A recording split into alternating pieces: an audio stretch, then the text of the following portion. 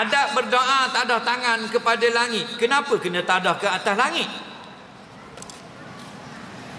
Nabi kata, ibadah ini ikut aku, bukan ikutmu. Ibadah ikut aku. Sebab tu kita dengar Nabi kata gua ni, sallu kama raaitumuni usalli.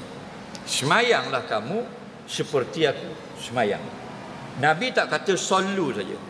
Kalau sallu saja senang. Semayanglah ikut suka hang lah, lagu mana pun. Tu mana lagu tu? Tak. Tu kalau semayang saja tak. Ada syarat. Semayanglah kama raaitumuni usalli. Maknanya beribadatlah kamu, tapi biarlah ibadat yang aku tunjukkan contoh. Okey? Jadi Nabi ni bila berdoa dalam Sahih Muslim, antaranya sahabat kata Nabi tadahkan tapak tangannya ke langit ketika berdoa. Nampak? Maka kita ikut tak? Kita ikut Nabi. Nak cara berdoa tadah tangan, kita pun ikut Nabi. Faham?